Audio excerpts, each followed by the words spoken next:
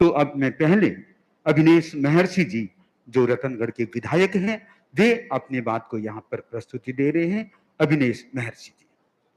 रतनगढ़ की पावन धरा पर परम पूज्य भाई जी हनुमान प्रसाद जी की इस नगरी में आचार्य गुरुदेव महाश्रवण जी के चरणों में प्रणाम करता हूं। साध्वी प्रमुखा विश्रुत विभा जी के चरणों में प्रणाम करता हूं। सभी यहां पर पधारे हुए संतों के प्रणाम करता हूं। मेरे सामने बैठे हुए सभी अति विशिष्ट अग्रजों के चरणों में प्रणाम करता हूं। सभी छोटों को नमस्कार, मातृशक्ति को प्रणाम। गुरुदेव, मेरे रतनगढ़ विधानसभा क्षेत्र में लाछड़सर की पावन धरा पर जब आपके चरण कमल पड़े, तब से लेकर अब तक मुझे आपकी सेवा का सुअवसर प्राप्त हुआ है। ये मेरा सौभाग्य है और सौभाग्य व्यक्ति को जीवन के अंदर बिना गुरु की कृपा नहीं मिल सकता है।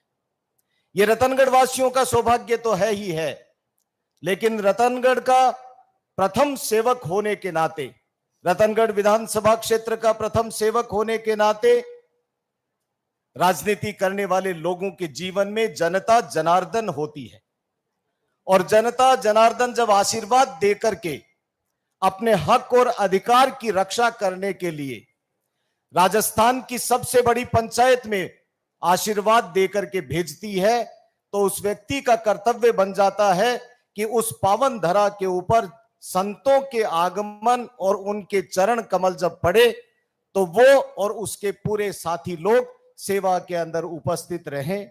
मैंने तुच्छ सा प्रयास करने की कोशिश की है गुरुदेव, और मेरे से पूर्व जितने लोगों ने भी बोला, मुनिवर ने बोला, उसके अंदर आपका तो प्रवचन मैं लगातार सुन ही रहा हूं और सुन ही नहीं रहा हूं, नोट भी करके जीवन के अंदर उतारने का प्रयास भी करने का काम करने की कोशिश कर रहा हूं।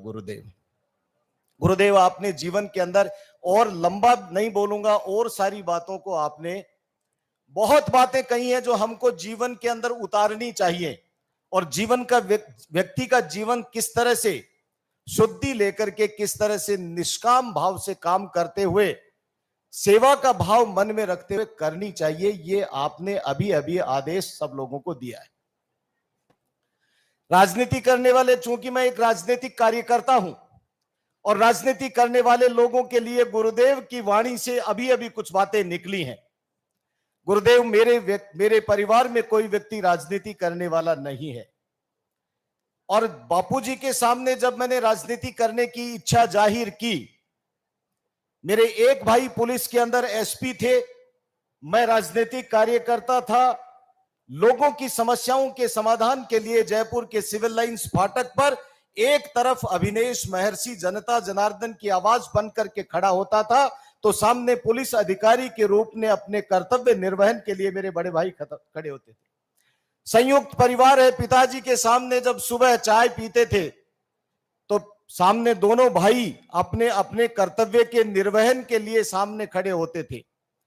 एक दिन जब मैं पहुंचा, मेरे हाथ में अखबार था और किसी सरकारी भूमि की नीलामी के लिए सरकार का सामना करते हुए हमने गिरफ्तारियां दी थी जनहित के लिए। पिताजी ने पूछा, बेटा तेरी राजनीति कैसी चल रही है? मैंने कहा, बापूजी राजनीति बहुत चल रही है। आज ही आपके बेटे की अखबार के अंदर बहुत बड़ी फोटो फ्रंट पेज पर छपी है। उन्होंने मुझसे गुरुदेव एक वचन लिया था। उन्होंने कहा कि क्या आज की राजनीति अपने जैसे परिवार के लोगों के लिए ठीक है क्या? और मैं समझ गया उनकी भावना। राजनीति के बारे में गंदी बातें हैं, राजनीति करने वाले लोगों के बारे में आम आदमी के मन में अच्छी भावना नहीं है। लोग बाग राजनीति करने वाले व्यक्ति के बारे में और पुलिस की नौकरी करने वाले व्यक्ति के बारे में ये सोचते हैं कि ये चोर, बेईमान और उचक के लोग होंगे। यह आम आदमी की धारणा है। मैंने पिताजी को यह कहा कि पिताजी मुझे ये बता दीजिए कि इस देश को कौन चलाता है? पार्लियामेंट में बैठने वाले लोग ये तय करते हैं कि इस देश का इंफ्रास्ट्रक्चर कैसा होगा, इस देश की एजुकेशन पॉलिसी कैसी बनेगी, इस देश के अंदर भावना किस तरह से लोगों के मन में इस तरह की साधु संतों की वाणी से आए कि लोग आगे बढ़कर के विश्व के अंदर इस भारत देश का नाम रोशन करने का काम करे। ये लोग कौन तय करते हैं? पार्लियामेंट में बैठ करके पार्लियामेंटेरियन करते हैं। और राजस्थान या किसी भी अन्य राज्य के अंदर वो व्यक्ति जो चुन करके जनता जनार्दन का आशीर्वाद लेकर के जाते हैं, वो लोग ये तय करते हैं कि इस राज्य का भविष्य कैसा होगा। गुरुदेव, मैंने उनको ये बात कही कि मैं मानता हूं कि आज के इस युग के अंदर राजनीति के अंदर अच्छे लोग नहीं है, लेकिन क्या अपने जैसे परिवार के और क्या अच्छे लोग इस राजनीति के अंदर नहीं आने चाहिए? यदि अच्छे लोग इस राजनीति के अंदर नहीं आएंगे तो यह देश किस तरफ चला जाएगा?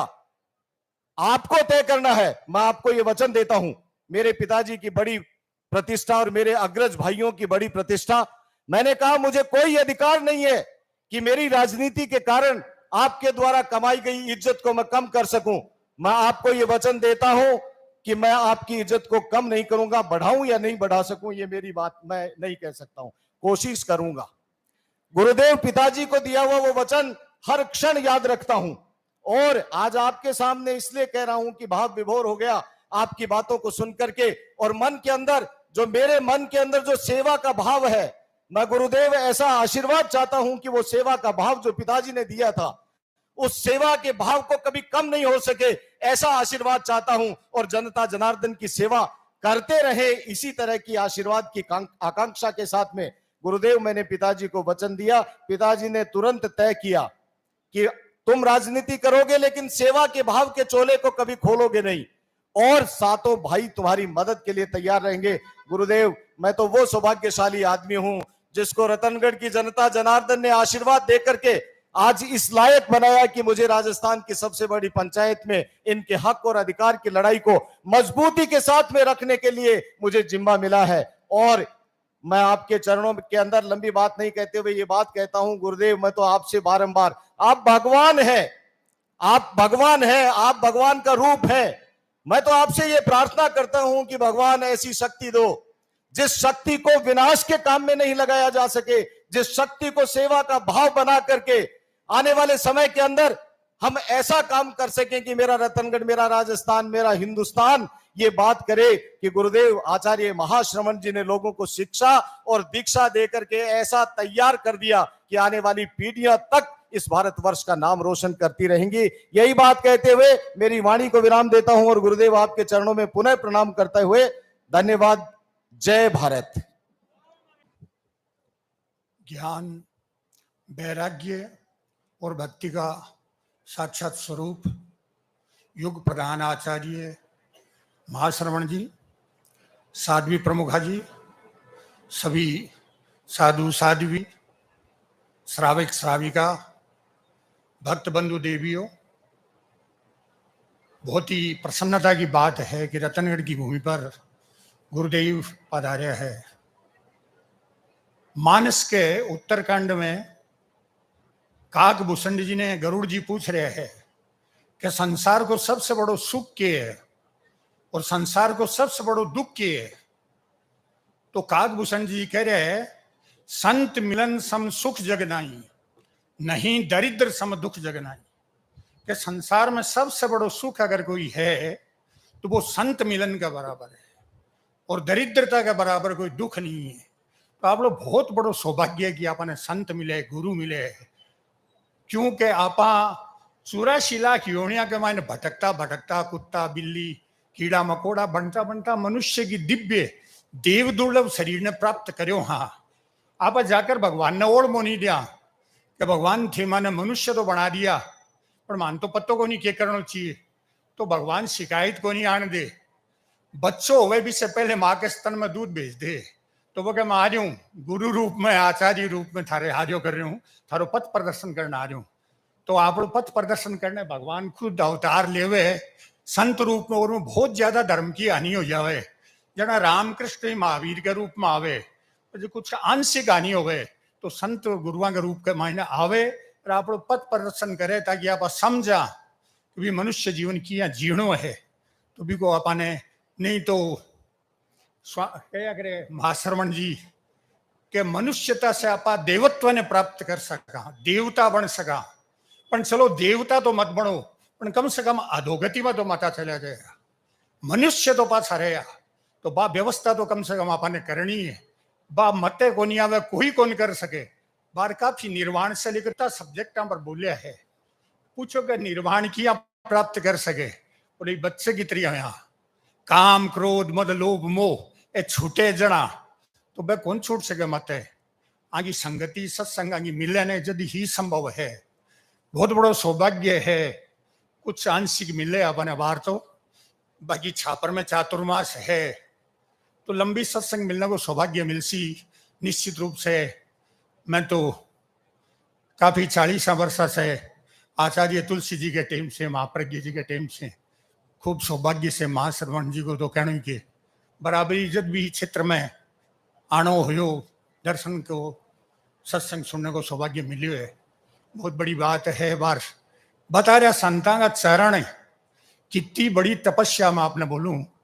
काल एक श्रावक को फोन आयो गुरुदेव, वो रोएला को फोन में बोले भाई जी थाने मन की बात कहूं मौके, बोले मेरे पर गुरुदेव की बड़ी कृपा ही, बड़ो प्रेम हो, अब की बार मेरे से रू कौन जोड़ी, एक तो क्या कर रोवे लगो। मैं को आज तेरी इनफीरियरिटी है, बे तो बीतराग है, दया का कृपा का सागर है, बाकी सब बातें कोनी। अब भाई इतनी दूर पैदल चाल रहे गर्मी में, मैं देख रही हूं गजब है थाने का। लाखा लोगों ने आशीर्वाद दे रहे हैं और कर रहे हैं, तो सब जगह लोग कह रहे हमारे पगला करो, तो सब जगह पगला करना भी संभव कोनी। बाकी बाने इनफीरियरिटी नहीं आनी चाहिए, आपने पगला कौन कर। भाव जठे बार गुरुदेव बता रहा कि भाव जठे है बटा मैं हूं, मैं बाके पूछ गयो, बाके पगले हो गया, आप कृपा होगी। बाकी शरीर रहेगी तो एक क्षमता है, इनमें विश्व आत्मा है, बाकी क्षमता तो ही ने, इन्हें भूख भी लागे, वो थके भी है, इन्हें प्यास भी लागे, तो इनमें जब तक आप शरीर के मायने हाँ, तो कितना भी बड़ो स्वरूप पर भी एक लिमिटेशन तो है ने। तो कोई भी आदमी अगर मन में यहाँ थोड़ा बहुत हीन भावना ले आवे, तो बाने नहीं ले आनी चाहिए। ये तो कृपा का सागर है, प्रेम का सागर है कि सब पर कृपा है। बहुत कम समय है, मैं भी बहुत बहुत प्रणाम, बहुत सौभाग्यशाली हूँ कि आपकी कृपा मेरे पर है। बहुत बहुत धन्यवाद।